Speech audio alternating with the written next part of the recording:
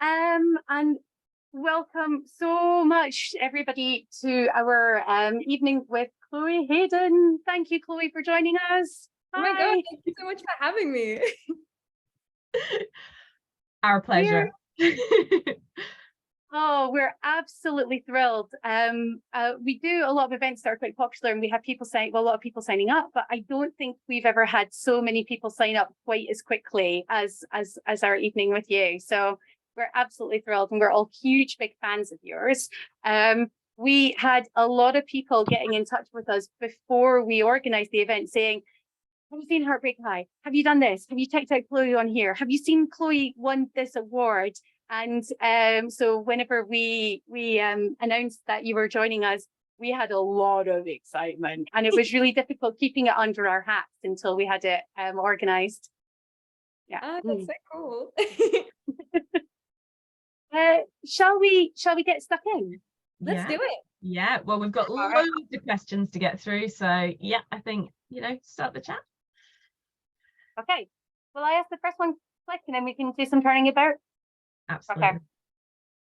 The design of your book is lovely. It is so flowing, and it is so stimmy. Like, every time I was turning the page and I saw some of the illustrations, I just wanted to take my hand and go all the way around it, because it is so pretty. Did you have a hand in designing it as well?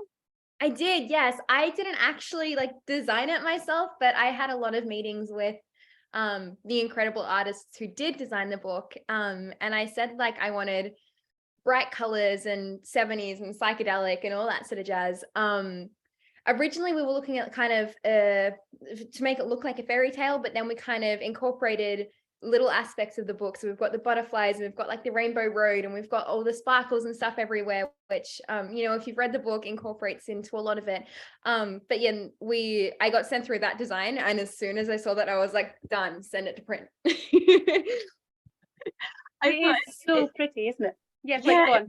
It reminds me of Yellow Submarine kind of artwork, which I found so stimmy as a child. So yeah, really pretty. Yeah, definitely. I think because I was born in the late 70s. So yeah, looking at that, it just made me think about all the clothes that I wore late 70s, right? It was beautiful. Yeah. So pretty. Like, yeah, so we've got another, this is one of the questions we had sent in. How has autism helped you on your path?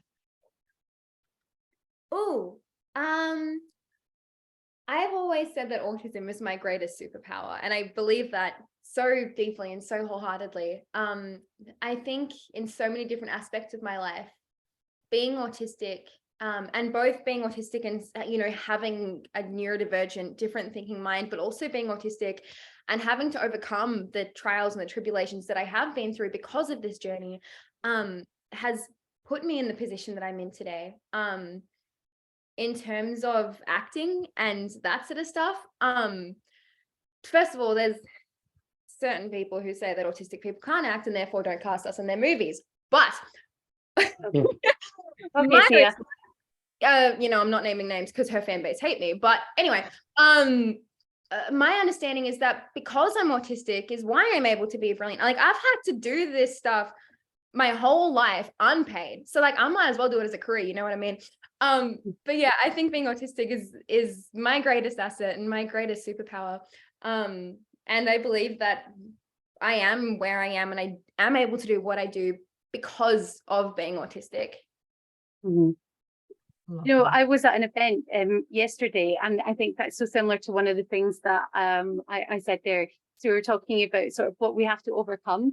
And one of the things I ended on was I have to overcome the barriers, but I don't overcome my disabilities. My disabilities are who I am. They're part of what makes me me, and I wouldn't be where I am without those disabilities. And I think that owning that and that self-acceptance is huge, isn't it? That does really beautifully lead on to our next question. I mean, it's like we planned it. It's great. The next question was, your journey to self-acceptance is so familiar to so many of us. And in your book, you talk about self-acceptance coming from being with other people who are disabled too. Was that really the first time that you started feeling like it's okay to be you? Yeah, definitely. I think I mean, everything that I'm doing now, it all started with me blogging. And after creating this blog, which I created anonymously, and I wasn't expecting anyone to read it, I kind of was using it as like an online diary, not really, knowing I was like 13, 14, and I didn't know how the internet worked. So I made this blog and was like, oh, it's got views. I didn't know people were able to see this. Anyway, and after having people see it and read it and respond to it and go, I feel like you do, and I agree. I feel like I don't belong, and I feel like I don't fit in, and I feel like I came from this alien planet. Seeing other people in the same boat that I was in. I grew up in a very tiny country town, and that had, my neighbors were sheep and cows. So and if you weren't, like, I grew up, when I was diagnosed, I was living in a fishing town. Like my closest supermarket was 5 hours away. So if you weren't this like perfect version of normal, and normal being like a 30 to 50-year-old like straight white guy, then you didn't belong. So I was very much not supposed to be here in this community. So being able to see a world of other people, and a world of other people that were just like me, it was the first time that I was like, oh, okay, well, if you exist, then that means that I'm supposed to exist. So being able to discover other neurodivergent people, and that neurodiversity was actually a thing, and that my brain wasn't just single-handedly broken, was such a massive step.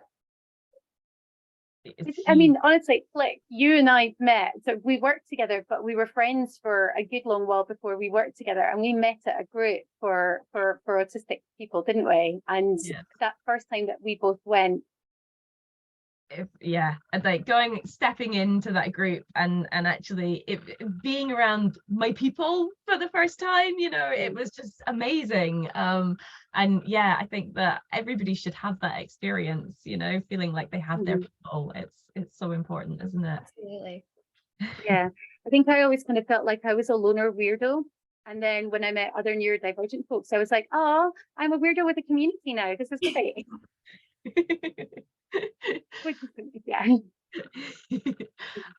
The next question that we've got, there's also a little comment which I'll say first, so that then you can lead into the question, which was, I've been in sensory overload since December and hit burnout in January, and you're one of the only people who is making me feel safe right now. Thank you for being visible and all that you do. Also loved your book. So that's just really beautiful, and it's given me goosebumps, so I don't know how you must feel about that. But the question is quite a long one. As a society, we've been talking a lot about the male gaze and how that affects how women view themselves and other women. I don't know if this has been spoken about online, as I'm not online much, but I think there's a neurodiverse version of that. For example, I know when someone will be uncomfortable for a neurotypical, when something will be uncomfortable for a neurotypical, even if it's comfy for me or another person. I've gotten very good at predicting that, to the point where any kind of authenticity, disabled or not, makes me very uncomfortable, as I was never allowed to be authentic as a child. I know this reeks of ableism, and I'm working on it. My question is, how do you stop seeing everything through a neurotypical scared lens, constantly trying to be one step ahead, and start to embrace your neurodiverse brain and accept your own authenticity? You know what? I think so many of us have internalized ableism, and that's not a bad thing. A lot of us are internally misogynistic, a lot of us internally racist. It's just that's the society we grew up in. We take in what we perceive and what we see, and from what the people around us see. Our society is inherently ableist. That's simply the way it is. So it is practically impossible for you to not grow up with that internalized ableism as well. The biggest thing that you can do for yourself and to grow in your identity and your understanding of neurodiversity and your neurodiversity is surrounding yourself with people who are actively taking away from that. This is how our society has to be, and taking away from that perfect, imperfect version of normal. Something that I have done both for a greater understanding of my neurodiverse self, but also for a better understanding of my body image and a better understanding of who I am as a human being, is my social media feed is only people that make me feel good about all aspects of my identity. I went through a massive purge of my Instagram and my TikTok and all that a while ago, and I unfollowed like 2,000 accounts that I was following, that every time that they came onto my feed, it made me feel yuck about my body. It made me feel yuck about my self-image. It made me feel yuck about my identity and my neurodiversity and my mind and every aspect of who I am. Surround yourself both in your social media life and in your personal life with people that not only make you feel like your best self, but make you feel like your most authentic self. And that's in, like I said, it's in your social media, it's in the people that you follow, but it's also in your friends and your partner and the people in your life. Let what goes into your mind and what goes into your ears and what you take in and the input that you're taking in be nothing but positive things about who you are and your identity and about neurodiversity. The more that you listen to the people that are going to accept the whole version of yourself and don't care what those people are saying that don't care and will never care about the authentic version of yourself, the more you're going to learn to be happy and to embrace that version of who you are. Wow. I so relate to that because, I get situational mutism on a regular basis, and it's something that, I'm quite open about experiencing as well. Last night, I couldn't speak for love nor money. Flick and I, we did a group that was great, but by the end of it, I think I was just fried. And I had all these words in my head that I wanted to say to my family, and I couldn't get them out of my mouth. And then them being really understanding and accepting and allowing me to text them and write things down made such a huge difference. I wasn't berating myself for my lack of ability to speak. I was sort of being valued and accepted for communicating in the way that worked for me. And that really does make a big difference, doesn't it? Massively so. Yeah. Our next question is, how do you manage acting and writing at the same time? Because you do so much. Lots of breakdowns. Look, I'm going to be dead honest. So you shouldn't have done what I did. So don't do what I did. But I got both my contract for writing this book and my offer for the role of Quinny within a week of each other. And it was when lockdown was ending. So, none of us had done anything for 3 years. So I had been horribly depressed. I hadn't done any work for so long. And I was like, what is my life purpose? And then Murdoch were like, hey, want to write a book for us? And I was like, oh my God, yes, purpose. And then Netflix were like, hey, want to be a character for us? And I was like, oh yes, double purpose, sick. My 2 biggest dreams ever coming true. Absolutely. And then I was working, we were filming during COVID. So we were doing 16 hours a day, 6 days a week. It was hectic. And then on top of that, I had a writing deadline to meet. So I would be filming for 16 hours, and then have to either during my lunch break or in scenes when someone else was on camera or when I got home, be smashing out chapters of the book. It was intense. There was lots of breakdowns. There was lots of crying. There was lots of talks to my therapist. So don't do what I did and don't overbook yourself, because that's not fun for anyone. But managing it all as a whole, I think, first of all, I have ADHD. So if there's something that I'm in love with, I'm going to find a way to do it, because this is all that I'm going to think about. This is all that I'm going to be focused on.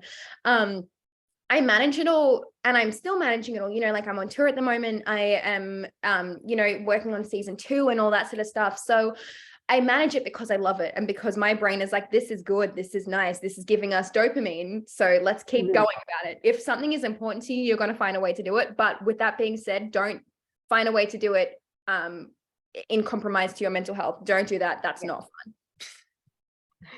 I think that setting boundaries is something that so many of us find really difficult, right? Because we want to say yes to all the opportunities, and we don't want to let anyone down either. So yeah, it's so hard to just go, well, actually, I've got enough on my plate at the moment. Yeah, no, totally get it, especially if it is something you're so passionate about. Okay, we've got another question that was sent in next. Do you think you'd ever write another book, and what would it be about? Yes, I want to write so many more books. And I don't know what I want them to be about. I know that I definitely want to get into writing kids' books. That's something that's always been a massive passion of mine. I want to write more books about brain positivity and body positivity. I'm working on a few things at the moment, but I don't want to tell you what they are because that ruins the surprise. You'll just have to come back and tell us once it's out then. Exactly. I'll just have to do it all over again and we can all meet up again and it'll be sick. Perfect excuse. I love it. Yeah, I think we're going to have a lot of people asking, can Chloe come to Scotland this time as well? But just to warn you, that is likely to be a big question there. So how much support did you get with the writing? Because if you're filming and writing all at the same time, so did you put any reasonable adjustments into your place, or how was that process? I am incredibly lucky to have an absolutely beautiful support team behind me. My parents, well, my entire family and my partner are all incredibly supportive people. And I definitely would not have been able to get through any of this process without any of them. When I was filming Heartbreak, I would come home and I went nonverbal most days after set because of how intense the filming was. So like the fact that talking was an issue, being able to actually look after myself was just not even in the cards at all. It was not even a small ability. So I would get home from set and my partner would be there and he would have, my special interest at the time was Encanto, the Disney movie. So he would have Encanto on the telly. He watched it with me every single night for 4 months. And he would make my favorite food, which at that time was gnocchi, and I couldn't eat anything except for gnocchi. So he would have gnocchi made every night when I got home, and he'd have Encanto waiting and my weighted blanket and my teddy bears and all that sort of stuff, which was a massive help. He's a data scientist, so he knows all the computery stuff, and he made this like spreadsheet to help me visualize my writing and the process of it and how many words I'd written and stuff. So that was incredibly helpful. And Murdoch were very understanding with the fact that I didn't have time to even open my computer or sleep even. So having a supportive network in no matter what it is that you're doing is so immensely important. Yeah. I mean, I think that's key for anyone, isn't it? But especially when you're neurodivergent and you're busy, yeah, you really, really need that kind of support structure around you. Okay, and this is another one that's been sent in as well. Were there any examples of other people's behavior towards you, positive or negative, that supported you on your journey? Oh, okay. Well, I mean, I guess the reason why I started this journey in the first place is because when I got my autism diagnosis, I went home and I Googled autism. The only things that I found were these horrible deficit articles about autism and things that there was ads that I saw that were like, a life with autism isn't a life at all, and it will ruin everyone you love and all that sort of stuff. So the reason why I kind of started this journey was because of other people, and because other people were, quite frankly, really nasty. So I started my blog and I started, contradicting what these articles were saying. So I think that definitely was an original reason as to why I started everything, and to, an external sort of reason as to why I started doing it. Nowadays, yes, there's still a massive, like, we need to drown out all of these awful things, but a massive reason now is, I mean, like, the amount of people that are here and the amount of people that have never heard this sort of stuff before, and the amount of people that grew up their entire lives thinking that they were broken and that they were a mistake and that they weren't supposed to exist. I think those two things, but specifically that now, are massive factors as to why I do what I do. I mean, I think that really resonates with us as well. I mean, whenever I had my psychiatrist sort of say to me, "Yes, you are autistic," her next sentence was, "But I don't know where to send you to. I don't know where you're going to get some good information and advice from." And I really, I thought, yeah, that's not brilliant, isn't it? But I was really lucky that I'd already connected with some autistic people, and I was listening to autistic people and sort of developing that knowledge and understanding. So when we had the opportunity to get some funding to create our website, our initial thing was like, let's put all of the information about autism that we want to put up on the internet, and we'll put it out for free so everybody can access it. And then that's the one way that we can combat that, because it's not that long ago you would Google autistic people are, and the first thing that would come up was demons. And, like, we would always joke, was like, how did they know? But, in all seriousness, that's a really problematic thing. So the more of us who are out there saying, we're autistic and this is our lived experience, the better it is for everybody, I think. So, and sometimes those negative experiences can be the ones that create your most powerful article, I think, and your most powerful blog posts and your most powerful posts, isn't it? Mm-hmm. I have a question. Oh, if you speak out, you will be recorded. Okay, that's cool. No, okay. If you want to pop things into chat, if we've got the opportunity at the end, then we're happy for us to do that. And if everybody's not too tired, then we're happy to sort of open up a little bit more as well. But we want to make sure that we have time for the questions that were sent in too. Kind of wish that we could have like an entire day where we could just have everybody opening up though, right? That would be great in the future. It's just not enough time in a day. I know. Our next question that we had in was, did you have your chapters for your book planned out well in advance, or were you kind of going along with the flow for it? Sorry, I completely blanked out there. Can you repeat that question? No So problem at all. We do that in our staff meetings as well, where we're like, sorry, I was miles away. What was that? Yeah, there was a squirrel over there in the corner of my eye, so I had to, yeah. There are actually birds nesting near my office window, so I'm finding it difficult to concentrate when they're flying around. Oh, fair enough. Yeah, they're so cute. They should, yeah. And now we've squirreled again, yeah. Did you have the chapters of your book planned out in advance, or did you sort of kind of go a bit with the flow? I definitely knew what I wanted to talk about in my book. I had topics planned out, and then we kind of worked on how do we make these topics kind of in a nice little present. So the first step was kind of writing down dot points of like, what do I want to talk about, and like what category can these fall under? And also, because my book is a memoir, it's you know, throughout it, I talk about the entirety of my life, but then some parts of my life need to be in this chapter, and then another part of my life needs to be in this chapter and stuff. So we kind of had to figure out how that was all going to work. But we kind of had chapters / like, what topics do we want to talk about planned out? That was kind of our first step of building the book. That's really cool. I think I like having a sort of a bit of a structure and an idea, and then sort of let's start writing and see what happens. Yeah, sometimes you don't know where things are gonna go when you sort of first begin, do you? It can organically morph a little bit. Yes. Okay, and yeah, we were also wondering, I know that you did touch on this in the book, but was it difficult writing the chapters looking at trauma, because you talk about your own trauma? So were there days when you just couldn't face reliving it, and you sort of had to put it all down? Yeah, I think the aspects of my PTSD were things that I definitely both was ready to talk about, but also knew was important to talk about. However, just because I knew that I was ready and that it was important, didn't make it even slightly easy. In fact, it was one of the most difficult things I've done. And I had a lot of meetings with my therapist, both before, during, and after writing it. And I had a lot of talks with my family and with my partner, and made sure that I was safe the entire time that I was writing these chapters.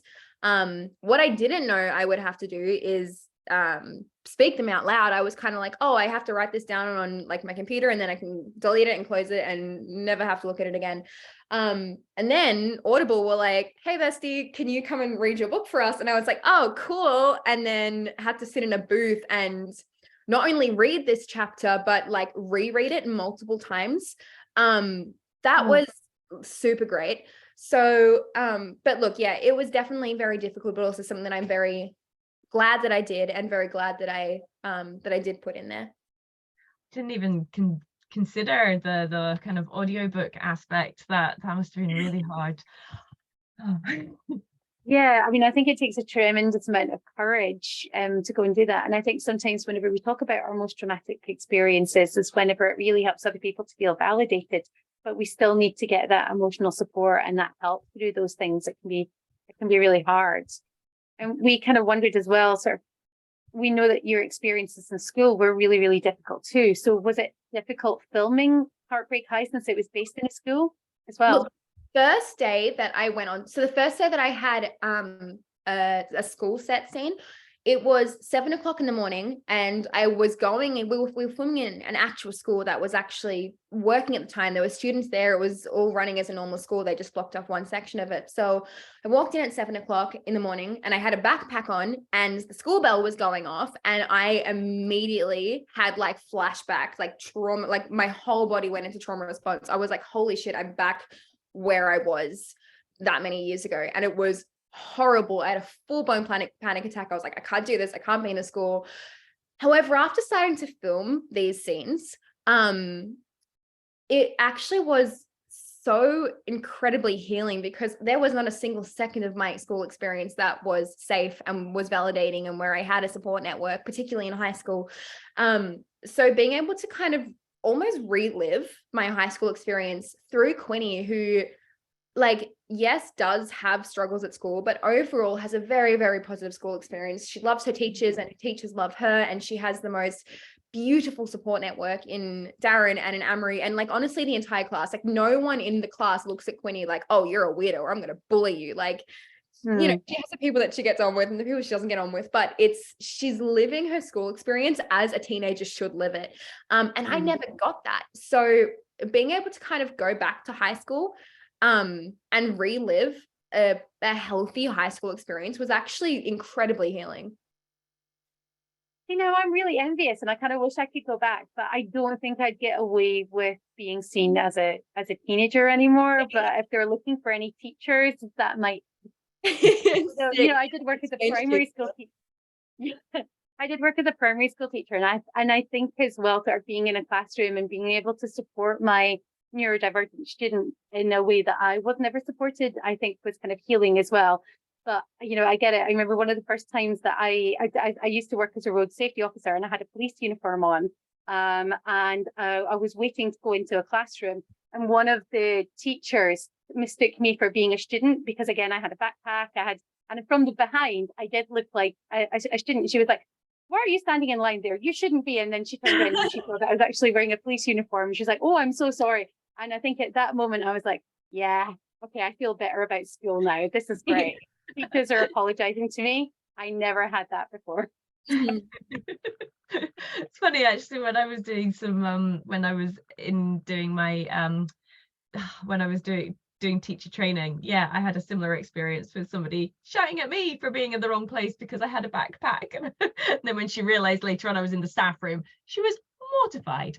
But yeah, talking of schooling, actually, because yeah, your school experiences were obviously really, really traumatic sounding, but your homeschool myth busting bit was brilliant in your book. Do you feel like there's been a shift in recent years around schooling by education authorities and sort of homeschool? Yeah, definitely. I mean, when I was starting to get homeschooled, the first thing my dad said was like, no, she's going to become a freak. And like everyone around us was like, you know, like our idea, it's changed a lot now, but our idea of homeschooling is like bird watching Christians. And like, I'm a Christian, so like I'm allowed to say that, but like, yeah, I think there's a very, very, as we do with everything, we have such a stereotyped view on what homeschooling is. But I do think that has shifted dramatically. I think a lot of people now are starting to realize just how mucked up the mainstream schooling system is. And also after COVID, when I don't know how it was in other countries, but in Australia, everyone was homeschooled for 2 years. So because everyone was forced into homeschooling, and kids and their parents and teachers were like, wait, kids are actually a lot more productive and a lot more healthy and a lot more happy when they're not at school. That's so crazy and weird. I think there's been a massive shift into a positive understanding of school.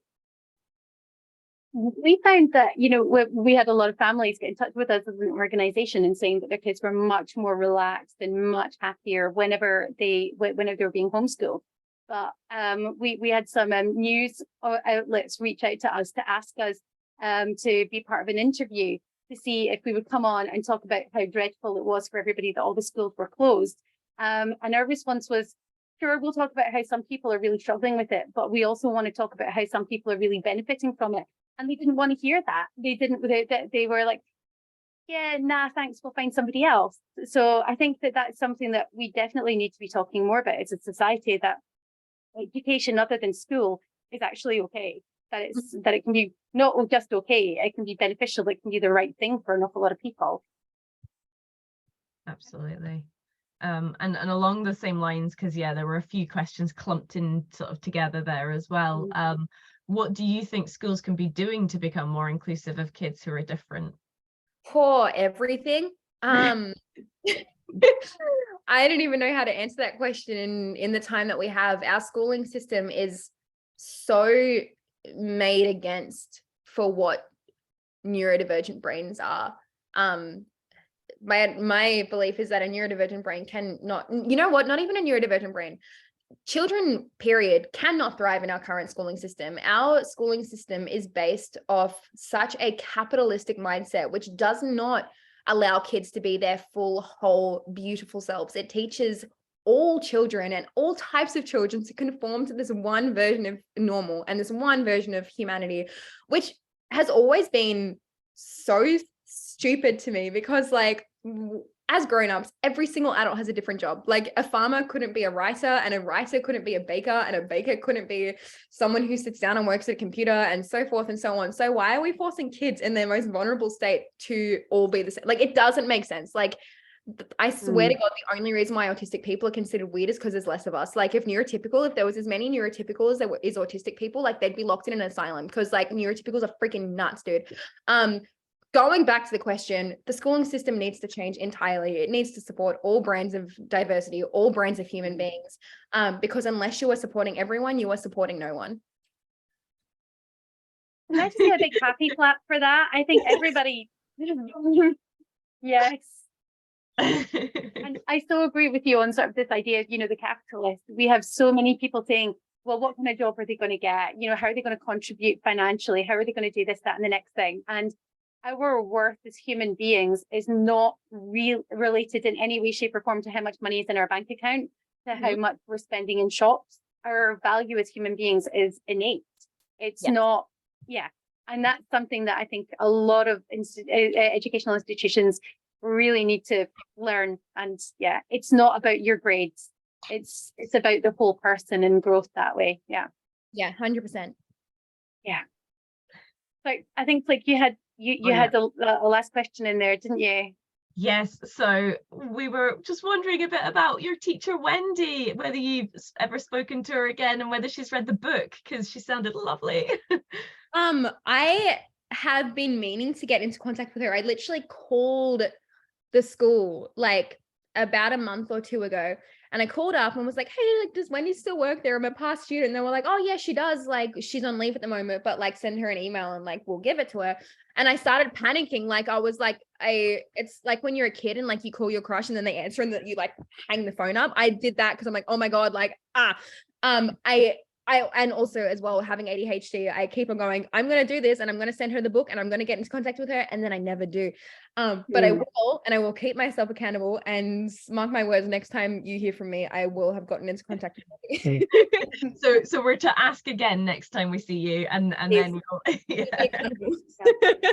I have to admit, like as a former teacher, I remember my students, and especially the ones who were different, the ones who had different needs to everybody else, the ones who learned in different ways, the ones who created trouble in the classroom on occasions, the ones who were dysregulated more often than the other ones. And I think so many of those were the ones that you love a lot as a teacher, the ones that you care about, the ones that you still think about 10 years later. The little chap in my class, whenever I got pregnant, when I fell pregnant and I announced it to the class, he went around and he sort of whispered to everybody,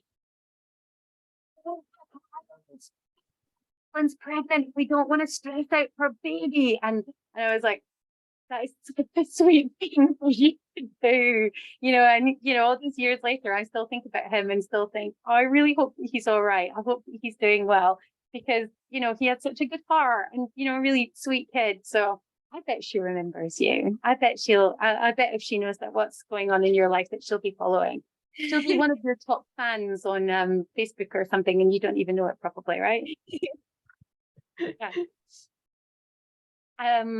I have totally lost where we're at. There we go. Right. So we found your book so incredibly relatable. And you know, see your story that you had about watching other children and seeing how they communicated so easily with each other and wondering how on earth they did that.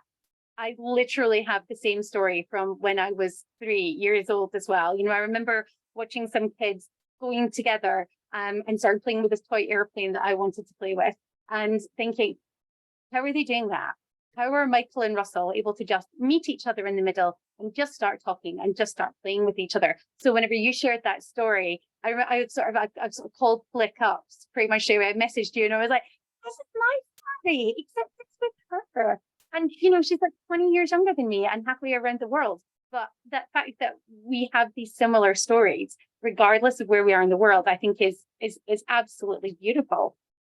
We spend a lot of time hearing from our community that about how much your book is resonating with them as well. So have you had that support and validation back for you? Are you hearing people saying your work really validated me, and is that validating you back? Yeah, massively so. I'm getting like quite literally hundreds of Instagram messages and Facebook messages and emails every single day from people saying exactly that. Like people saying that for the first time they feel heard and they feel understood and they feel like they have a voice, which is mind-blowing. It's absolutely mind-blowing, and it's so unreal and so unbelievable, because I wish I had something like that when I was growing up, you know, like that's the whole reason I started doing this, because I didn't have that, and I don't want other people to be growing up without that, because it sucks. So yeah, like, and it's I got so many letters in the mail too. Like my post office, I live in a teeny tiny country town, and my post office hates me because we don't have post boxes. We have to like go into the post office. We have to like go into the post office to get our mail. And every single time like I go in, he's like, yeah, okay, I'm gonna go get your mail. And like 3 of them come out with like piles of letters. And I keep every single letter and every single piece of fan art and I read over them when I'm having my bad days, and when I'm having my why am I doing this days, or when I get mean letters and mean comments, I go back to my books that I've, you know, pasted all these letters in, and I'm like, okay, like there is a reason, and this person is the reason, and this person is the reason, and this letter is the reason and stuff. So yeah, there's been a lot of validation, and it's been, yeah, really, really beautiful. That's so lovely. You're gonna have to buy a bigger house at some point to keep up with all this fan art, right? Literally, yes. I was wondering, yeah, how do you store all of that? Because it sounds like you must get a lot. A lot. And you know what? After starting to go on book tour as well, people have like, I'll be like traveling, I'll be doing a tour interstate, and I'll get like 50 giant squishmallows. And I'm like, I love this, but I don't know how I'm getting this on the plane. Like it's hectic, man. Well, I mean, if you want to send any up to Scotland, we wouldn't say no. Just putting that out there. Well, I mean, that kind of we did have the other question that we asked beforehand that was sent in about Bluey, which I think is kind of fair enough to sort of be saying just now. We had someone send in a question sort of asking, if you were on Bluey, what kind of dog would you be? So that this young person can draw a picture of you as that dog, so we can convince the Bluey team to hire you. Dude, literally, I am so obsessed with Bluey. It's not even funny. Like it is like I watch it every single night before I go to sleep. Like I talk about it constantly. I am so obsessed with the show. So many of my Christmas presents this year were like little Bluey, like action figures and stuff like that. I am so obsessed with the show. It's not even funny. My best friend is also an animator for the show, and like literally every single time that I end a conversation with her, I'm like, anyway, like remember to like tell your director about me. And like I've been speaking to my agent, you know, we're having conversations at the moment about like, what do you want to do, where do you want your career to go, all that sort of stuff. I'm like Hollywood, don't care. Big movies, don't care. Like big screen, don't care. Get me on Bluey. I'm like, that is all I care about. Like if I'm on Bluey, that's it. I can retire. I'm done.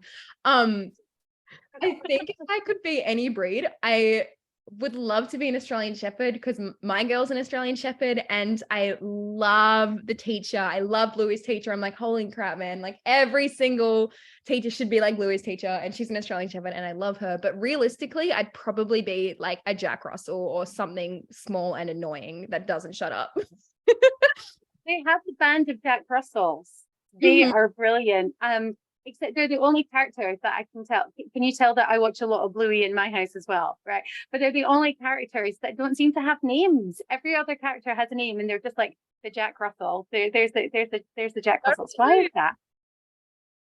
Yeah, so maybe we need one to actually have, because Bluey does have an ADHD character. They have Jack. Yes, and a deaf character So- as well now. They're doing incredible. I think they're overdue an autistic character then. Yes, that's what I'm saying, dude. I'm like, I'm filling the gap in your market. Like, come on.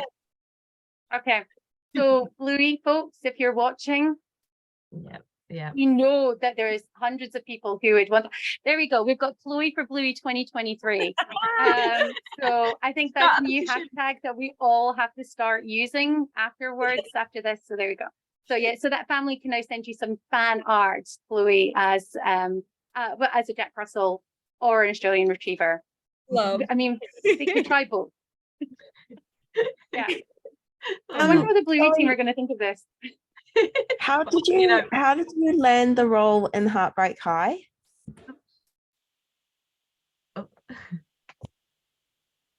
How did you land the role in Heartbreak High? Like, was it from your agent, or did Netflix reach out to you and was like, hey, come be in the Heartbreak High, or how did you get the role? I got the role pretty typically. I did an audition process, and after I did the audition, I got an email asking for a callback, and I did another callback and another callback, and then did chemistry reads, which is where you do auditions with other actors alongside you.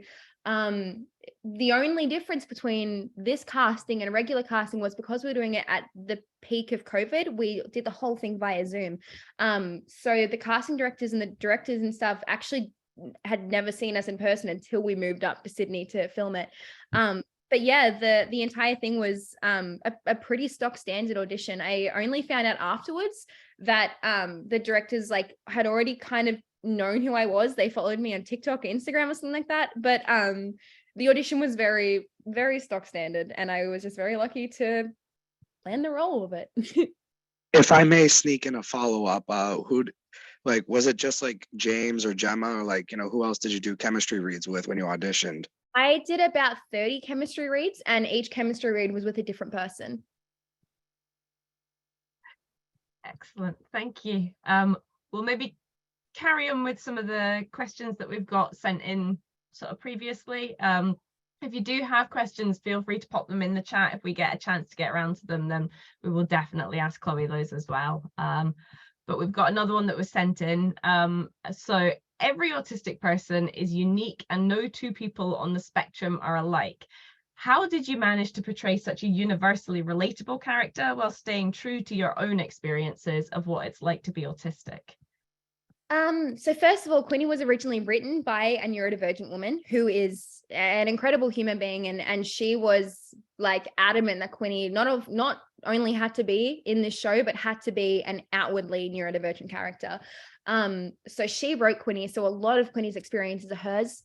They also had an autistic person working on the show as well, who was kind of the actual word is completely gone from my brain, but a consultant of such. She was like an autistic consultant. The writers of the show would ask her and talk to her and show her scripts and be like, hey, what do you think about this? And she'd say, yes or no, or this is my experience. And then when I came on and I got the role, I was able to completely add my own experiences to. So much of Queenie is based around true, actual autistic stories. And then obviously just being an autistic person myself, playing this character, aspects of it came into play anyway. Something that I found fascinating is the things that people took from Queenie and the things that they related to her with. A lot of it wasn't things that were scripted and written. A lot of it were things that I just happened to be doing and the camera happened to catch, and they were like, oh my God, I feel so related to. One of the ones was at the end of episode 1 when everyone's standing, when Queenie, Darren and Amory are standing in the car park, and they're doing scream therapy, and when Darren screams and Queenie blocks her ears, and Chloe was blocking her ears because Chloe was like, you scream loud and I don't want that in my ears. And then so many people were like, oh my God, she blocked her ears, that's so me. And I was like, that was Chloe protecting her eardrums. I find it so fascinating, these tiny things that people are relating to, because most of it is things that were unscripted or weren't planned or was just Chloe being Chloe that just happened to be on film at the same time. But yeah, I think the reason why Quinny is such a universally relatable character is because her story is written by actually autistic people rather than neurotypical people pretending to know us, you know, for a good character and for money. I think it really does make such a difference, doesn't it? Whenever you have that authentic representation. I mean, Yeah. When we see non-autistic people trying to describe autism, it's kind of, it's like they're trying to look at a reflection of us and don't always see it, what we're actually like, isn't it? It's hard. We had another question that sent in, you know, and I think you kind of touched on it a little bit already, but you know, how do you feel about being autistic? And sort of that portrayal as well. If a genie came to me and was like, I will grant you a wish, and in exchange for that wish, you have to be neurotypical, I'd punch the face off of him. The idea of not being autistic is horrifying. And look, like, yes, there are aspects of autism which I wish were gone in a heartbeat, like the anxiety, the rejection dysphoria, the sensory overload, and the fact that like I can't do half of what my peers do. And like, I feel like my brain is like a rock concert that's right next to the speakers every single moment of every single day. I'd get rid of that stuff in a heartbeat. But the overall experience of being autistic and my mind and the magic of a neurodivergent brains are magic, dude. Like they are so incredibly magic. I love being autistic and I would never, ever change that for the world. And now whenever there's young people that message me or come up to me and say like, I just found out I'm autistic, I'm like, dude, congratulations. That is so freaking cool. Cause it is. We do the same thing as well here. Like when we run a late diagnosis group and we run a post-diagnosis group for teenagers as well. And one of the first things that we say to them is, congratulations, you know who you are. This is brilliant. This is fantastic. Right, now let's work on making the world work for you. Let's work on helping you navigate everything. Let's help you to self-advocate. But yeah, I think congratulations is absolutely the right thing to do. I keep on seeing pictures of, that somebody just said in the chat as well, you love the autism congratulation cakes. A friend of mine got her official stamp for official identification of being autistic recently, and I sent her a picture of a cake that said congrats on the autism. I really wanted to buy an actual cake that said that, but it's my 5-year anniversary of when I got my identification pretty soon, and I think I should get a cake that says congrats on the autism on it anyway and bring it into the office. I think you should, dude. That sounds great.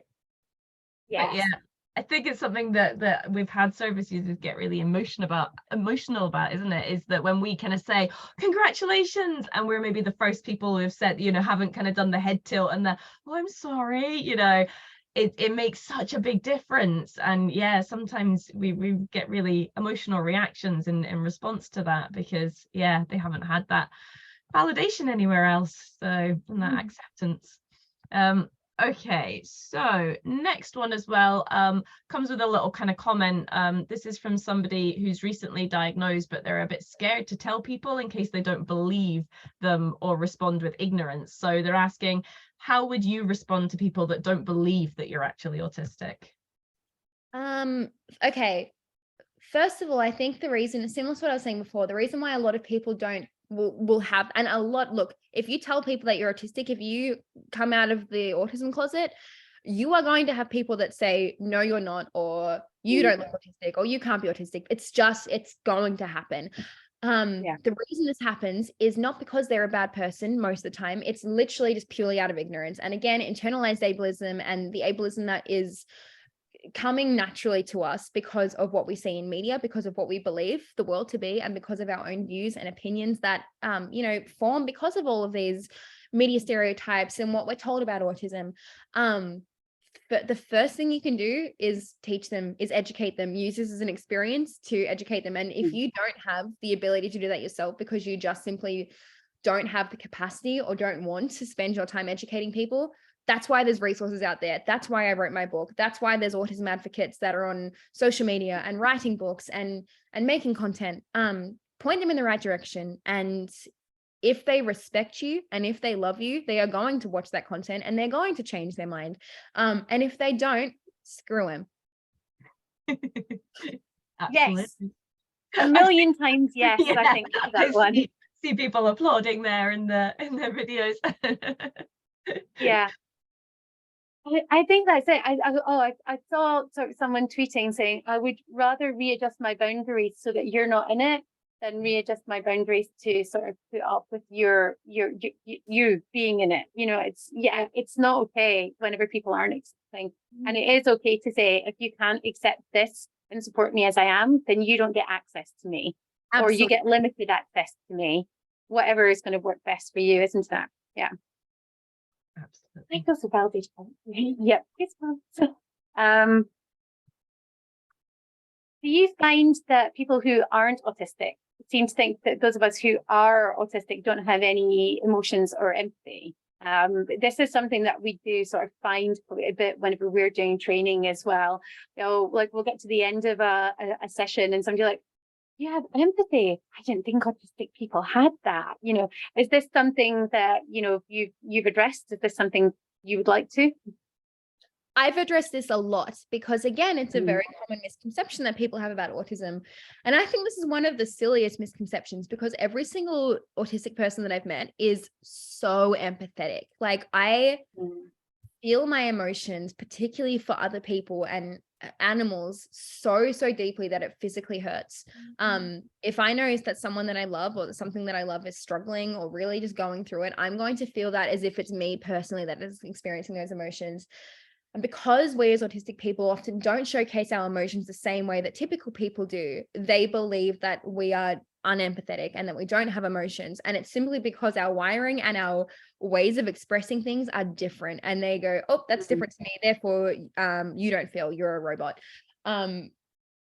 That it's such a silly thing and something that so deeply needs to be taken out of the picture because it's just plain and simply not true. Every single autistic person I've ever met is so empathetic and so understanding. It's just that the way that we quite often showcase those emotions are different. Yeah, I mean, we do that, like sharing personal stories to empathize thing, don't we? And that gets misunderstood because people think that we're trying to one up them. And we're like, no, I'm just showing you that I get where you are. I totally understand. I felt those same things. And then we also do that like solutions focused, I want to try and find solutions for your problems so that they've gone away. And people are like, oh, you're very cold. I just wanted you to pat me on the back and say they're there. And we're like, but that's not going to solve the problem. Yes. Yeah. Yeah, how is that empathetic? Yeah, absolutely. I love our next question, Flick. Go on. Oh yeah, okay. So we wanted to talk about that concept of being told that you're too old to get excited about Disney princesses waving, because we recently did an article, Marion put together a big chunk of that we where we talked about the notion that you can't be too old for something when it comes to younger interests, and that's just absolute nonsense. I mean, all of us kind of contributed some of our supposedly age inappropriate interests to that one. So are you more accepting these days of being hyper excited by waving Disney princesses? Oh my God, yes, absolutely. I don't think I ever actually really kind of fell out of that acceptance because my family was always so open to it, like, and was always so chill with it and so vibey with it. Like my birthday last year was completely shark themed, and my mum went to the party shop and and again, it was a COVID birthday, so it was just my family, but there was like, we had like massive shark balloons, and all the stuff that I got was all like shark toys and shark teddy bears. And the year beforehand for my 23rd birthday, it was all dinosaur themed, and all the dinosaur things were like dinosaur soft toys and those dinosaur like eggs that you like, they're like made of clay and you like de-shovel them and stuff like that. And like, they're all essentially like made for kids, but like that's bullshit, dude. Like just because we get older doesn't mean we have to grow up. And like I said before, like my favorite TV show in the entire world is Bluey. The only movies that I watch are Disney movies. I will get very openly excited about the things that I love, and I post these things a lot. A lot of the videos that I post on my Instagram, my TikTok are me openly stimming in public and getting excited about the things that make me excited, because just because we get older doesn't mean that we should have to give up joy and give up the things that bring us joy. It's ridiculously silly. People at any age should be able to feel completely unadulterated joy. And whatever it is that brings you joy is brilliant. The idea of cringe culture and the idea of you're too old for that shouldn't exist, dude. It's so silly. Oh, totally agree with you there. And yeah, we've had kind of service users getting in touch saying that they've been kind of told that no, you can't ask for XYZ for Christmas because, you know, that's for young kids or something like that. And we kind of always say, well, you know what, if other people aren't going to buy it for you, you buy it for yourself, because you should absolutely get that joy from somewhere. And who cares what anybody else thinks if it's not harming anyone. I think this is the point where I'm going to point out that I'm wearing a dress with cartoon dinosaurs on it because I want to. And, you know, I think we've sometimes joked when I've worn this dress in the past because I love it, that I may look like an overgrown toddler in it on occasions, and I don't care because it's dinosaurs. So why wouldn't I? And I do kind of have to know, were there hammerhead sharks themed at your weddings, at your birthday rather? Because hammerhead sharks are my total favorite. I got a hammerhead shark. I don't know if you have them, but like a Schleich, like a what do you they're like animal figurines. They're like these like really pretty animal figurines, and like there's literally like infinite animals that they've made of them. And I got a hammerhead Schleich for my birthday, and it was the best thing ever. I think I need one of those. I mean, Mother's Day is coming up here soon. I think that would be a reasonable thing for me to be suggesting for my family. Yeah. Yeah, I absolutely think that we need more of those every time. I remember my son's teacher a couple of years ago said that she really wanted a little baby Yoda Grogu toy for her Christmas. And her mom said, I think you're too old for that. So obviously we bought her one just so that she could have it instead. And I think she said that it was one of her most favorite things that she got. And whenever they had a couple of dress up in your pajama days later on in the year, and she would bring in her little Grogu toy that we got her because that was what she snuggled in with, which I thought was, how very dare anyone say that you're too old for a cuddly toy. Our next one, I think, is another really lovely question that we got sent in as well. Autistic joy is rarely explored in mainstream media. So what does autistic joy mean to you? And how would you encourage others to experience this in everyday life? I mean, you've spoken about your birthday parties, but which was amazing. Well, I think similar to what I was just saying, I think autistic joy is just complete unadulterated joy. It's just being excited and being happy and allowing yourself to be excited and happy in whatever way that your mind and your body tell you to be excited and happy. And there's a video that I posted a while ago of me stimming in an aquarium in like the shark tunnel, and that was like just complete and utter autistic joy. It was me as a neurodivergent human being excited about the things that made me excited, and allowing yourself that freedom. I understand can be extremely difficult because we have a society that is so deeply against the idea of stimming and against the idea of autistic joy. But once you decide that society's viewpoint really doesn't matter and instead focus on your joy, like it's your life, man. It's like you live your life how you want to live it. And once you kind of get that concept and once you feel safe enough to believe that, like it changes everything. I think that's a really important point about being safe, isn't it? And sort of being able to express yourself in a place that you feel safe doing that, and sort of in that emotional, that physical, that psychological safety. And you know, we might not be able to do it absolutely everywhere, and we're always really cognizant of the fact that as white people, and sort of with me being sort of middle-aged as well, that sort of gives a certain amount of privilege in being able to do these things in these spaces. But it's finding a space that might not be everywhere, but it's finding a space that you can actually go ahead and do that, and you know, lean into that authenticity is so powerful, isn't it? Absolutely.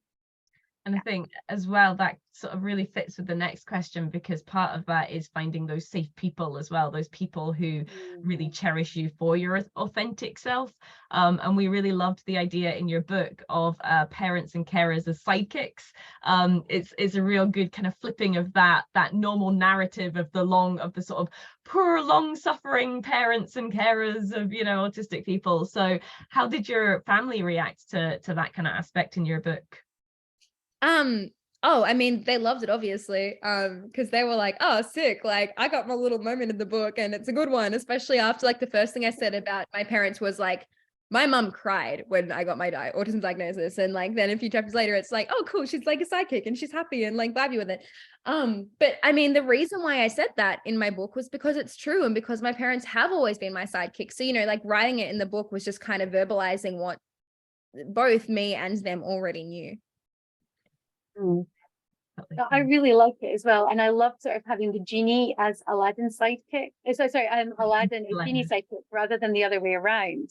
I think Aladdin was one of those first movies for me that I was able to sort of watch repeatedly over and over and over and over and over and over and over and over and over and over and over and over again. And I think to the point that I could probably sit down now, even though I've not watched it for a few years, and write out the script.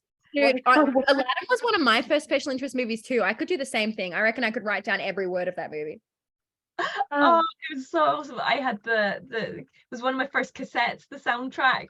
So listened to the soundtrack to it over and over and over. And it only twigged for me that I used to like get obsessed with a song, learn all the lyrics, and then just sing it on repeat over and over. It only twigged for me that was stimming reading your book recently, you know, the work that we do and everything, and I still just hadn't made that connection. So that was really lovely to figure that out. Well, I think we're going to circle back to Robin Williams in just a little bit, but sort of one of the other things that we really got from your diet was the kind of diet that you were talking about, you know, the food that you eat.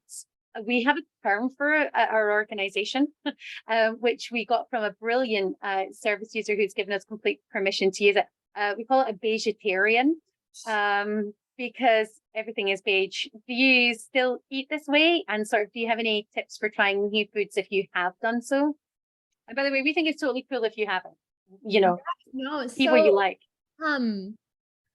I definitely preference beige food still for the most part. But when I was 18, I went vegan, and I'm not trying to spread vegan propaganda, so I don't think I'm doing that. You do you. But I went vegan, and that was such a shift in the way that I saw food, because for my entire life, both because of being autistic and having sensory issues, and also struggling with an eating disorder for most of my teenage and childhood years, I had decided that this food is good and this food is bad. And 50% of anorexia sufferers are autistic. And it's because we have such a specific viewpoint on good and bad. We don't have gray areas. And in my head, good food was plain food with like no other ingredients. It would just be like a piece of bread with nothing on it, or just pasta with nothing on it, or just rice with nothing on it. I had set a box to myself, and my box was this, and I wasn't moving from that box.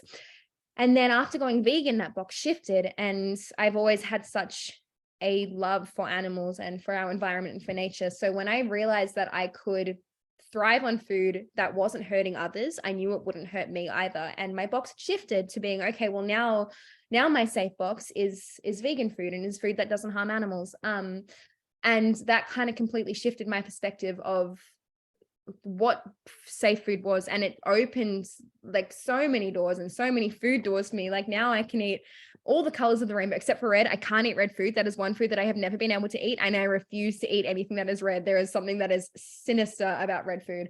Strawberries.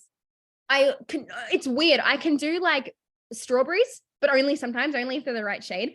But like anything that has been like red curries or anything, or like most red food, like red pasta. When I was on the plane, every single meal I got given was red, and I was like, someone is out to get me. So like, what is, like, there's a sea of fan that is doing this plain food. I would like, anyway, I can't eat that, but it opened the doors for so many other foods. But when I'm in sensory overload, or when I am really going through it, I revert back to all I can eat is plain food. But yeah. No, that's fair. But I'm trying to think, if I cut out red food from my diet, I would literally have nothing. Like, I'm fine. I'm fine. What do you have with your, because I eat a lot of gnocchi, but it's always with like a tomato pasta sauce. So what do you have with your gnocchi then? My partner makes this like insane like creamy sauce, because like you can literally get anything vegan now, but he makes it with like cashew nuts and mushrooms and all that sort of stuff. And like a few years ago, I would have been like, mushrooms, yuck. But for some reason, I'm a matured woman now, and now I can eat mushrooms. But yeah, like it's like this like creamy sauce, or sometimes it's sauce. I don't know. There's so many options. Our dog is a barker. Yeah, I think we need to maybe see if we can get a hold of that recipe at some point then, because if it's got mushrooms, it's definitely my recipe and I definitely want to get a hand. Yeah, for sure. Yeah, no, I think we've got quite a lot of we've got mostly vegetarians at our organization, a few who have sort of flirted with veganism from time to time. You know what? That's also a lot of vegetarians and vegans are autistic, and a lot of autistic people are vegan as well. Again, because of that correlation between empathy. Autistic people are empathetic, and they go, well, why would I eat my friends? Like, that's weird. So like a massive correlation. Yeah, no, that makes sense. And sort of sticking with the food theme as well, someone sent in the question, if you could only eat one meal for the rest of your life, what would it be and why? Oh, this is going to be the weirdest ass combination of all time, but my favorite food at the moment is just white rice with hummus. And I know that shit's so weird, and that it's also so autistic because they're both white, but it is so good. So maybe that, or I love banana smoothies, which I've just realized is also white. And my mum makes a bussin' dal. My mum like makes such a good dal, so maybe one of those. Do you mix the hummus with the rice? I'm now tempted to try this. Look, everyone else, like my little sister, who is a carbon copy of me, she does whatever I do, she now does the same thing, but everyone else looks at me like, girl, what are you doing? Like, that is very strange. But you just like, I don't know, like you get your bowl of rice and just put like a little dollop of hummus on it, and like it's delicious. You can mix it up if you want, or you can keep it separate if you want. I don't know, it's your hummus and rice. So next time you're in the office, like, I'll bring the rice, you bring the hummus. Perfect. Okay. Love it. It's a date. That sounds great. We do often find anyway, don't we, that we end up bringing in similar lunches, and quite often it does involve hummus anyway. So Yeah, that's true. I Oh think my God, there must be another correlation there. I think there has to be, yeah. We do have, I know we've spoken about cuddly toys a little bit today. Do you still have Panda? Yes, I do. She sits on my shelf. She's got like pride of place on my shelf. And I don't bring her out with me anymore because I'm too scared of someone throwing her over the fence again. How very dare they? Honestly, that part just made my blood run cold. I was like, not Panda. That's the part of my book that writing it made me cry. Like all the trauma stuff, I was like, I've got through this, man. Writing about Panda, sobbing. And like she was beside me when I was writing it, but I was like, I couldn't handle it, dude. That's, man, kids are mean. Oh, If anybody threw Jeff the Porg over a fence, I think I would be, yeah, very, very similar. Don't worry, Jeff, it's not going to happen, I promise. But yeah, you can't be having people doing that. That's terrible. No, we're glad that Panda is okay, because we both got to that point where we were reading about Panda and we're like, hey, Panda's all right, that they're still around, that they're okay. Yeah. So here, thank you. So good. Oh, good. Also, congratulations on your engagement. Very exciting news. So we did actually write like a little post a while back about kind of all the options that we'd gone for in terms of getting married and sort of having an accessible autistic wedding and everything. But how are you finding prepping for a wedding? What are you doing to make it kind of as accessible as possible? Still figuring that out. After getting engaged, my family from Ireland was over at the time, and so my mum was like, oh, we have to have the engagement party next week, and I was like, huh? And I cried immediately. I was like, my body was like, I'm out, girl, like have fun, you're on your own here. But I'm kind of like letting other people do the work for me, but I'm also trying to figure that out. I'm like, I've never been engaged before, I've never been married before, I don't know how to do this thing, so I'm kind of figuring it all out. See, I went for ultra small. It's like 14 people, I think.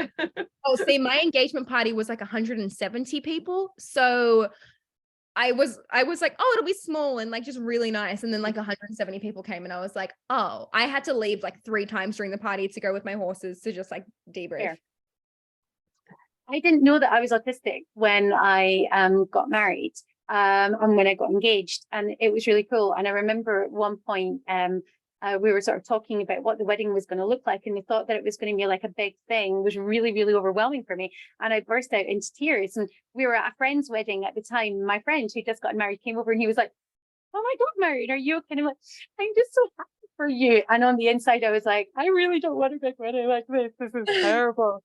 So what we decided that we still wanted to have like quite a big wedding, but that was fine, because in Scotland we often have ceilidhs for weddings, so like a lot of traditional Scottish music and dancing and things. And the brilliant part is when you're the bride, everyone wants to dance with you, so you don't have to small talk with anyone. Oh my God, So yes. it was great. There's no small talk because everyone's too busy, or you're just like, "Oh, congratulations, you look great," and you're just like, "Thanks, I have to go and speak to someone else now," and that's it. It's wonderful. And then when you're dancing, you don't have the time to talk to them anyway because you're so busy worrying about the steps in a ceilidh and making sure that you're doing that. That was fine. The other thing that we did that worked out really beautifully for me as an autistic person, which was completely unplanned, we got married on the same day as the World Cup final. So halfway through the wedding, everybody, including the band, and pretty much like 75% of our guests decided that they were going to go and watch the end of the football. And they all sort of disappeared off to one of our friends' rooms. And it meant that there was a tiny little group and me left in the main hall for about half an hour. And it really let me decompress for a bit. Great. So, maybe get it on a day that most people want to go and watch a sporting event in the evening so you can get us. Cool, sick. Yeah. And also purple tartan shoes. They definitely work. So purple tartan shoes, purple tartan sneakers for dancing afterwards. Because otherwise my feet would have gotten too sore. Yeah. Yeah. There we go. That's Marion McLaughlin's How to Have a Neurodivergent Friendly Wedding. You're welcome. Well, we're really excited about, sort of talking about neurodivergent relationships and things. And we're planning on doing a webinar coming up quite soon where we're going to be looking at relationship green flags, like how to recognize that you're in a good relationship with somebody. We really love that part of your book where you were talking about it too. Because we were thinking, this is exactly what we've been talking and thinking about as well. So have you got any relationship green flags that you'd like to share? If your partner understands and loves and validates the entire neurodivergent version of yourself, massive green flag. And if they don't validate the neurodivergent version of yourself, and I mean all aspects, not just like the cool, quirky, like manic pixie dream girl version of yourself. I mean, like when you are like snot crying on the floor because you thought dinner was going to be ready at 6 and it's ready at 6:03. Like, I mean, like the autistic version of yourself who has a meltdown and stops talking, and who won't respond to the text message for 3 days. Like, I'm talking every single aspect of you. If they don't love and validate and cherish every aspect of you, get rid of them. I think that's fair. I really do. And one of the things that we've quite noticed with a lot of autistic folks who married somebody of a different neurotype is that those autistic aspects of themselves are very often the parts that the other person really loves and gets really excited about. So I think that, a lot of the things that we sometimes feel bad about ourselves for whenever we're growing up, things that we might get berated for, are actually some of the most lovable aspects of us in an awful lot of ways. And that really helps, doesn't it? Yeah, massively. And like, speaking of autistic joy from beforehand, it's like my partner tells me all the time how much he loves when I'm like, he can tell when I'm masking and he doesn't like it. He's like, this isn't Chloe, this is performance Chloe. And he makes a very obvious and showcases it to me when I am unmasking and when I am being my authentic autistic self, and tells me all the time how much he loves that version of me, which makes it so much easier to continue to learn how to unmask as well. I think we're going to have a lot of people asking if they can then be cloned, because that sort of thing is something that I think we need. But it's always a really good thing to find somebody that actually matches you and your own sort of experiences. And when it's someone that you have so many shared interests and things with. I mean, I always sort of say that my husband, who's not autistic, is my best friend. And I'm really, really lucky to have someone who has so many shared values and so many shared interests as mine. And those things are validated as well as my own unique Marianness. And I think that helps too, doesn't it? Yeah, massively. It's that complete whole kind of thing, isn't it? Mhm. And sort of carrying on idea of relationships, but this time like parent-child relationship. This is a question we were sent in from someone who has an autistic 3-year-old girl, and who they describe as a little ray of sunshine. What advice do you have for them as a neurotypical mum raising a neurodivergent daughter? Listen to your daughter, and listening isn't just with your ears. Like, people that can't speak still need to be heard and still can be heard. Listen to your daughter, and especially as she gets older, listen to her needs and what she does need. In the meantime, listen to autistic advocates and listen to autistic people who are sharing their stories. And like, the fact that you asked that question means that you're probably here, meaning that you are already on the right track and already doing the right thing. Validate your daughter and your child for all that they are. And I think you're very clearly already starting to do that. Yeah. How good is that as well? I think that we always get really excited when parents come and speak to us at our organization, because we know that they're trying their best to listen to autistic adults. And I think that's brilliant. One of the things that we always sort of think about whenever we see a parent who's got an autistic child coming in is, autistic kids usually come from autistic parents. So have you started to consider, and I think whenever you've got like generational recognition, and I know certainly in a lot of households for kids, knowing that they have an autistic parent can be really powerful, can't it? And it can be a beautiful bonding experience. Absolutely. Yeah. Sorry, Flick, did you have something to? No, it's fine. No, you carry. Our next question is sort of being out in the public eye as an autistic individual, you know, that life under scrutiny. We're really aware of sort of rejection sensitive dysphoria as an organization as well, and how difficult it can be to receive, you know, criticism, especially whenever some of it might seem incredibly unwarranted. Do you avoid reading or working with any outlets to sort of help you cope with that? You don't have to name them. But yeah. I should avoid it, but I don't avoid it. I have horrible rejection sensitivity dysphoria, but I also have an intense desire to be liked and to read what people are saying. So it's very much a shooting myself in the foot sort of ordeal. There are definitely outlets and organizations that I do not work with and refuse to work with, and have very vocally spoken about the fact that, you know, I've worked with them once and they were awful people, so I will not be working with them again. Or simply, if I get contacted by someone who I already know to be a negative organization or someone who would not cater to autistic needs, I have absolutely not a singular issue in emailing them and being like, hey, you guys are kind of shitty, so no thanks. And when it's that sort of stuff, on TikTok, I call out every celebrity who's done shitty things. I have been blocked by like multiple politicians in Australia, and multiple singers and actors and celebrities and public figures.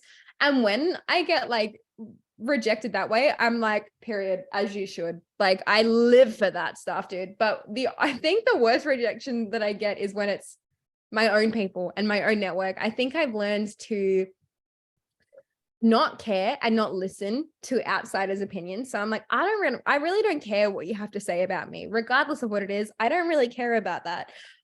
It's my own people where rejection sensitivity is awful. And it's not even usually rejection. It's literally, they don't respond to my text within 3 seconds, even though I usually take 3 days. Or they said something in a certain tone of voice that made me go, you hate me and you never want to see me again, even though that never happened. But yeah, there's definitely like a trying to find that kind of happy medium of I guess being online and having that online presence and reading these comments and working with these different organizations and stuff, and kind of finding the happy medium of like what's good for me. I think being banned by certain famous people is a rite of passage if you're an autistic advocate. It's unbelievable, isn't it? Some of them. Yeah. We have I have a beautiful friend who might be here this evening as well. And we have an agreement that every once in a while, like if we've spent some time together, I'll send a message afterwards saying, I think that you're a wonderful human being and I'm really glad that you're my friend. So then they know that I'm not pissed off with them, that I'm not annoyed. And I think that that's a really nice, I've got goosebumps just thinking about that. And it's a really nice way, sort of, because yeah, so many of us do that thing where we spend some time with someone and then we have this conversation with them and then we go home and then we think about the conversation and we absolutely dissect it to the nth degree, and then we think, oh no, I said that thing, or I wasn't as empathetic as I should have been, or maybe I talked too much about that, or did I do the rest? And then you worry about whether or not they're going to dislike you afterwards. So having that we can sort of say, I like you and I'm glad that you're in my life afterwards, I think is beautiful, and I think more people should do it. Absolutely. Yeah. Thanks, Lens. To be fair, often in staff meetings and things, you end them with, I value and appreciate you, which is very lovely. So But I do value and appreciate my team. I think they're brilliant. More people should work with autistics. I say this all the time. Yeah. This is true, but you know, also I want to keep my team, so hands off everyone else. We've got another question that was sent in, which was, you appear very confident and comfortable being who you really are, but do you still have moments where you realize you've been unknowingly masking? And if so, how would you respond? How would you respond when you've realized? Yeah, absolutely. I think masking is something that a lot of the time is unintentional. You do it, you know, in order to survive. So a lot of it is very unintentional. You do it without even thinking, because it's just second nature for you to switch into that mode in order to be safe and in order to exist. There are times when I am aware that I'm masking and will be kind of go, wait, snap out of it. You don't need to do that anymore. And I think having those moments and learning to have more and more of those moments is, a very important thing. I really loved the fact earlier that you got up and you adjusted your lighting, and I was just really pleased that you felt like absolutely at home, just kind of catering to your sensory needs. That was really awesome, and I love the fact that everybody else here saw you doing that as well. So, you know, hopefully that was a reminder to them if they needed to adjust anything for their own sensory needs too. So no, that was really lovely. Okay, so I have another question that's been sent in. Should we be teaching our children and young people to fit into the world, adapt who they are and change the way they behave? Or should we just support them to be themselves no matter the cost? How do we find an appropriate balance on this if being themselves impacts on friendships, relationships and future? This is a tough one, isn't it? No, unless your child is causing physical harm to themselves or other people, do not ask your child to change. It is not the child that needs to change. Every single time without fail, it is the world that needs to change. It is the people around them that needs to change. If the people in your child's life cannot accept them because they stare or because they say certain things or because they don't want to make eye contact or hug or whatever it is, you need to get other people in your life. Your child does not need to change because of how they are every single time without fail, unless your child is causing physical harm to themselves or someone else. It is always the world that needs to change. Yeah, well, absolutely great. I think it's tough hearing questions like that. The thought that, you know, that we might feel that need to change things going in. I find that difficult to sort of, I understand why people might want to think that, but it's still hard to read at times, isn't it? Yeah, and look, I get it. Like I've never been a parent before, but I understand a parent's point of view going like, I want my child to grow up with the best possible, you know, experiencing the best possible life that they can. And I understand that whole like, well, should I teach my child to fit in and to conform and to be normal? Because it's easier than teaching 8 billion other people to do it. But starting with your network and starting with your close network and teaching your child who you are is okay. Never let anyone change you. Is the most vital thing that you can do. It's a story that we've shared sort of before. It's, you know, we know this family where the little boy said to his parents just before he started primary 2 that they were really worried about going into school the next, you know, the next day. It was like the start of 2, and the parents sort of sat him down and said, well, why are you worried about going into school the next day? And he said, well, it's because they're going to think that I'm weird. And then sort of the mum scooped up the little one and said, oh, honey, you don't need to worry about that. They're definitely going to think you're weird. So let's talk about why that's a good thing, right? So let's talk about why your weirdness is a strength, why your weirdness helps, why your weirdness enriches not only your life, but the lives of other people around you. And you being you is a beautiful, wonderful thing. And let's keep on doing that. And, you know, I think we posted about it on social media, and we ended up putting it up as a blog on our website as well, because, you know, what's so wrong with being weird? What's so wrong with being your unique self? You are who you are, and that's a beautiful thing, isn't it? Yeah, 100%. Being the authentic version of you is the best version of you that you can ever be. Mm-hmm. And I think that idea of weirdness kind of fits in with our next question, because it's to do with Robin Williams, which, yeah, we did love that post, and both Marion and I actually really kind of felt strongly about Robin Williams as well. He was the first actor's name that I knew as a child, you know, way before I was aware of any other actors at all. I was like, it's Robin Williams. So yeah, like, oh, your post was absolutely beautiful. And I think you already said that you kind of didn't expect it at all to take off as it did. Was this what gave you your taste for advocacy? And also, do you have any favorite Robin Williams moments or stories? Oh my goodness. First of all, I think I've always very, very deeply had a heart for social justice. I've always, if I've seen something wrong, or if I've seen something that I don't agree in or believe in, since like a fetus, I have always been very like, this is wrong. Why are you doing this if this is wrong? Or why are we believing this if this is wrong? So posting that was kind of second nature. It was scary in the fact that I had never actually outwardly posted something like that before, but it definitely kind of kickstarted the whole advocacy and the whole outward advocacy. So yeah, I think that was definitely a massive thing. I think I don't know if I have specific Robin Williams moments that I love specifically. I know, and I'm probably going to butcher like exactly what happens, but I know when he was filming, I think maybe Mrs. Doubtfire, but I might be wrong.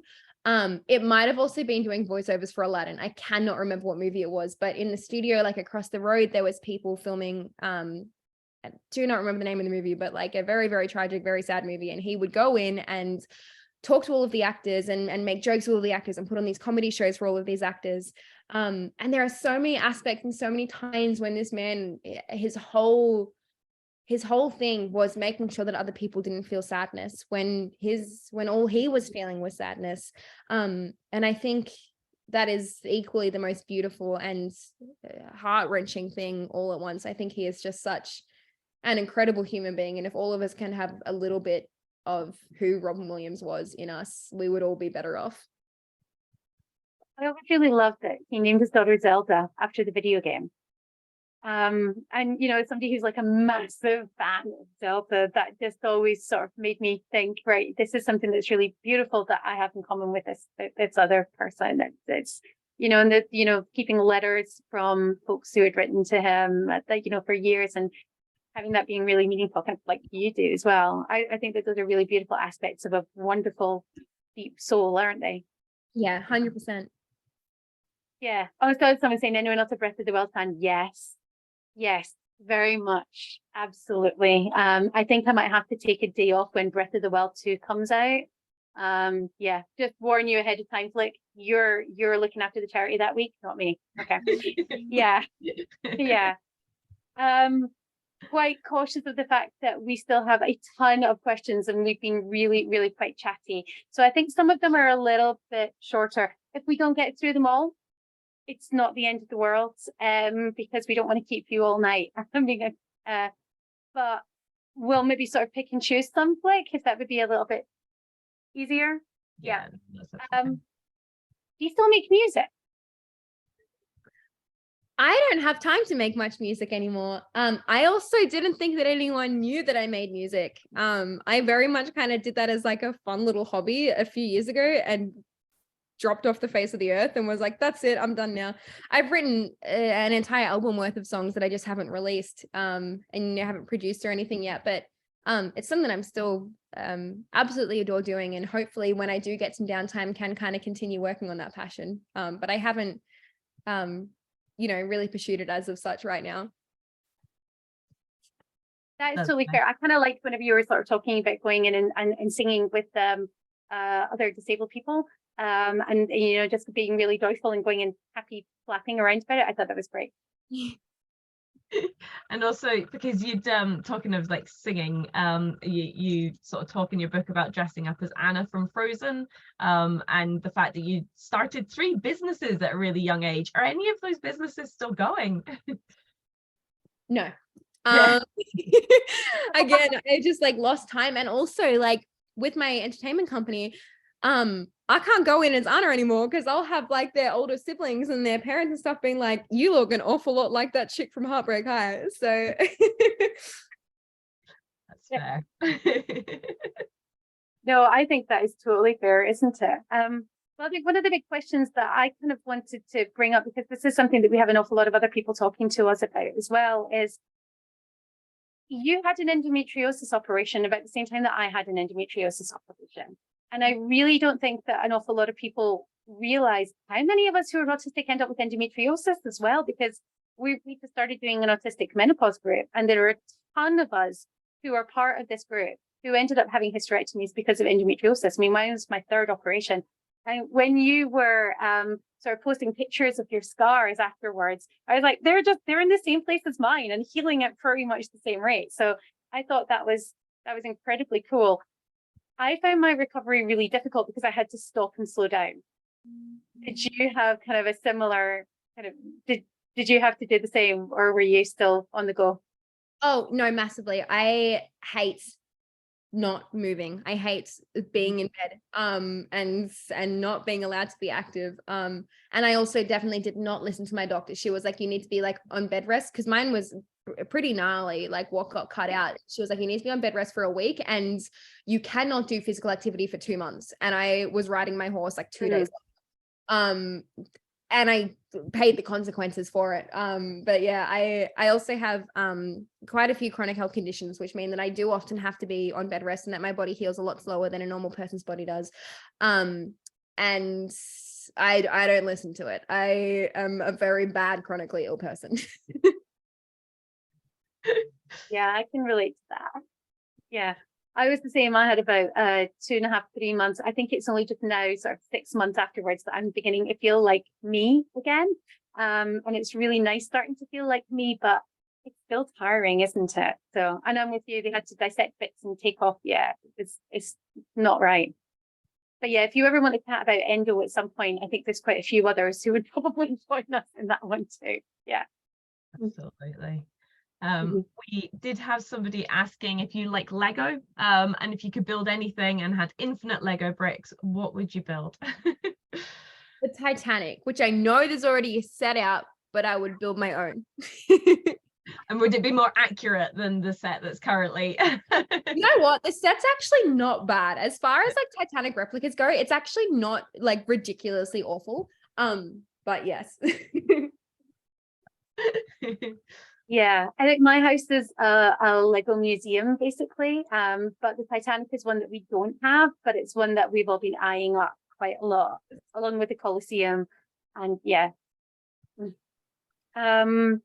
we had someone send in another question as well, which was, on Heartbreak High, you're wearing a beanie hat that says "Different Not Less," and that's also the title of your book. So they wondered how much the writers of Heartbreak High were listening to you whenever you were writing Quinny's character, and how much choices you made of Quinny's wardrobe. Because I'm thinking that the Bluey character we're going to design for you definitely has to have things, like stars and butterflies on their face, right? And flower crowns and the whole day. Yeah, absolutely. Yeah. I was incredibly lucky to have a massive say in Quinny, both in her personality and in the way that she presented herself. The beanie that she's wearing is my own merchandise, so you guys can go and buy that if you would like to.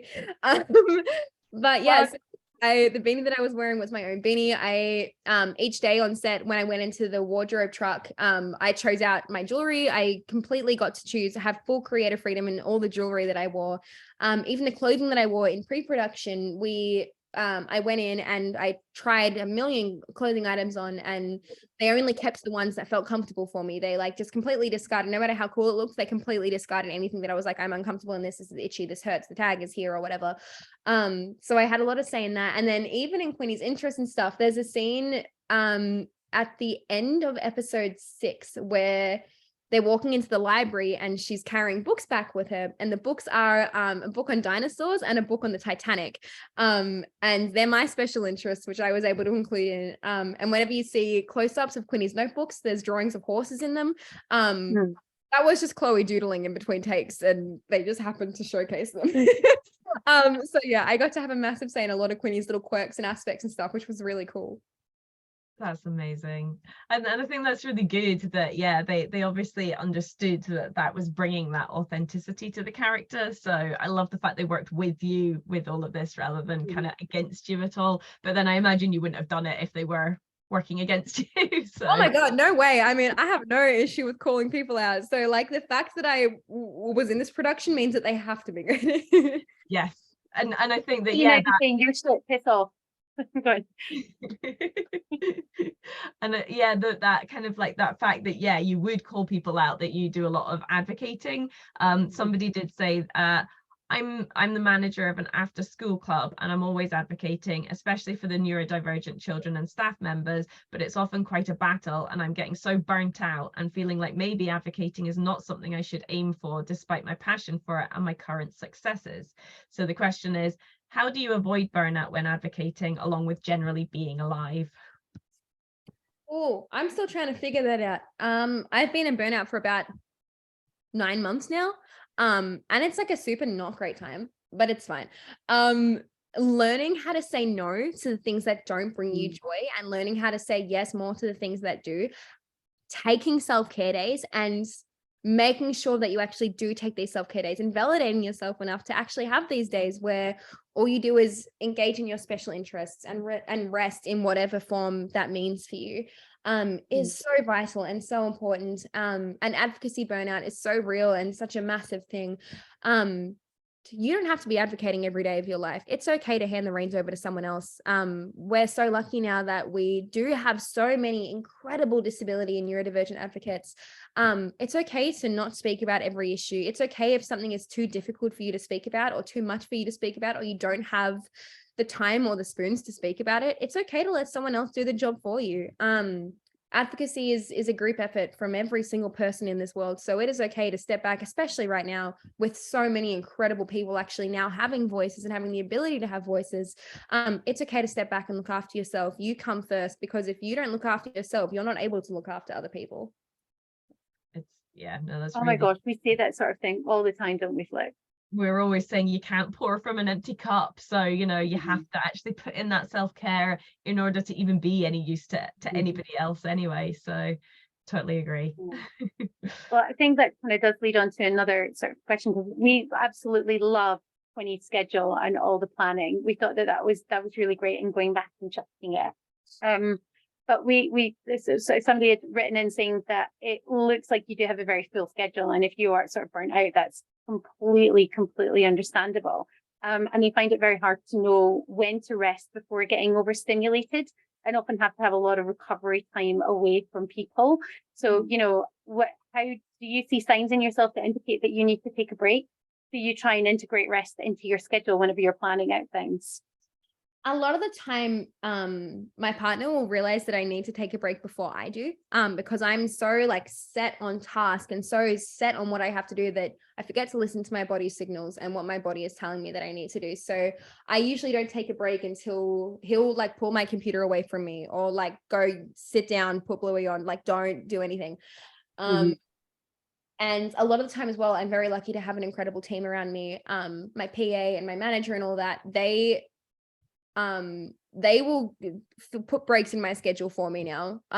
Like there'll be days in my calendar like where my manager will like block off a whole day, and I'll be like, oh, I didn't know I was working that day, and he'll be like, you're not, this is your don't do anything day.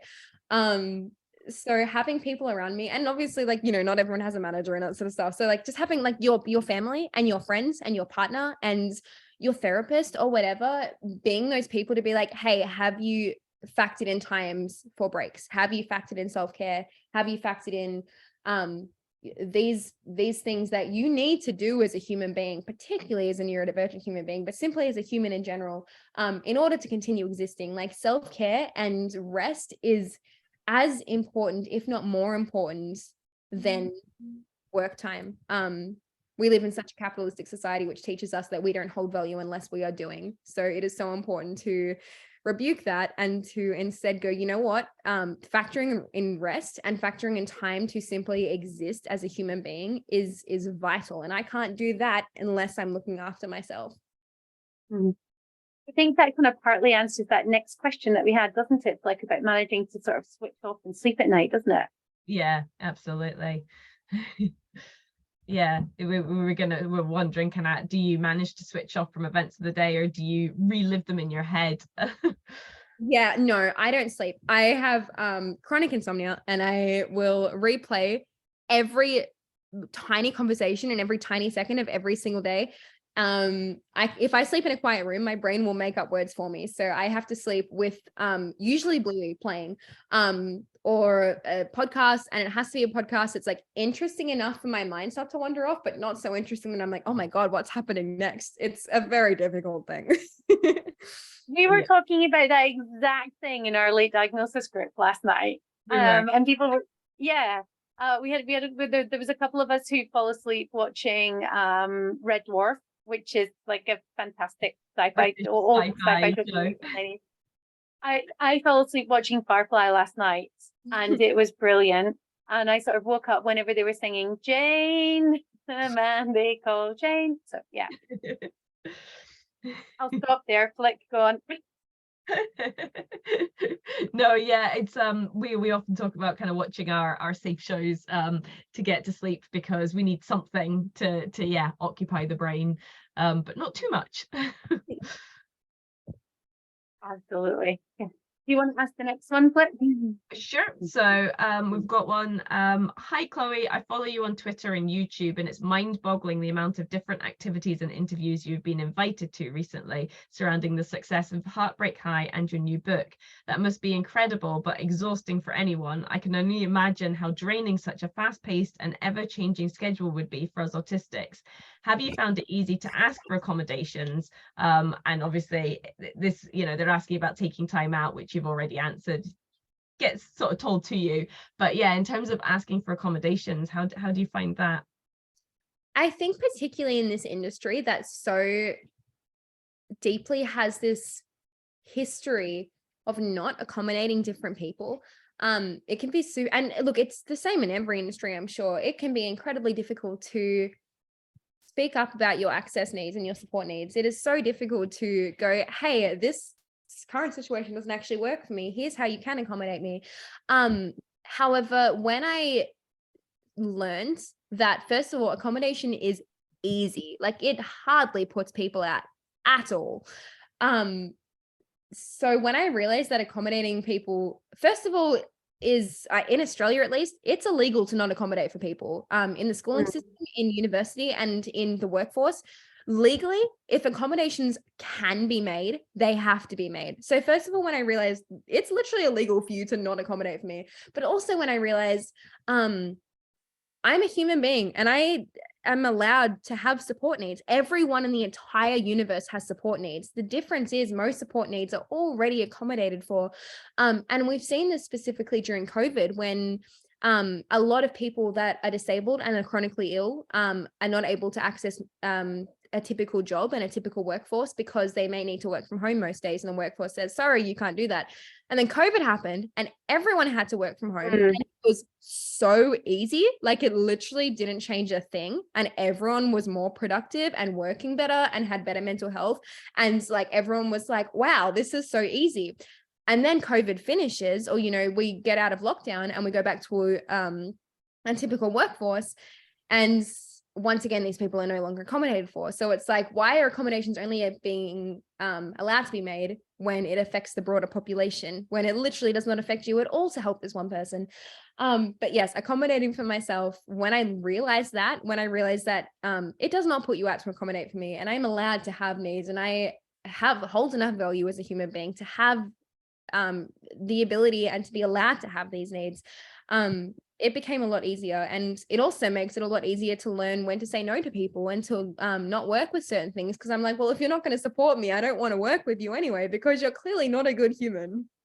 I think that's one of the things that we've kind of learned over the last few years since we started you're working with a lot of autistic people, and especially over COVID, is so many of us don't know what our rights are. Like, a lot of people aren't aware of the UN Convention on the Rights of Persons with Disabilities. We've got the Equality Act here in the UK as well. And if you don't know that these things even exist, it's really hard for you to then go and advocate for yourself. So, I mean, if it was up to us, everybody would sort of like, yes, you are autistic. Here's what your rights are. Here's what you're legally entitled to. And I think the world would be an awful lot easier if we had that, wouldn't it? Absolutely. I think, well, we've only got a few minutes left, and we've managed to cover, I don't know how many, like a tremendous number of questions, and I'm completely overwhelmed by everything that everybody's put in. But I think it would probably be sensible of us to sort of maybe just ask one kind of last thing before we sort of stop filming and stop sort of our broadcasting as well. And then we can sort of announce who the people who are going to be getting the signed copies of your book, because you know folks will be really interested. We did do a draw. Joshua in our office did one earlier, so we're happy to share that.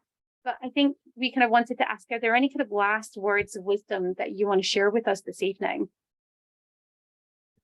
Understand that who you are is exactly who you're supposed to be, and all aspects of you and of your minds are beautiful and magical and important, and are above all supposed to exist. You and all that you are a perfect human being, and you do not have to change any aspect of you, because all of you and all that you already are is exactly who you're supposed to be. Oh, I've got goosebumps everywhere. Yeah, I think that's such an important message, isn't it? So I'd like to say a huge big thank you so much, Chloé. That was absolutely beautiful, and we've been thrilled to share our evening with you.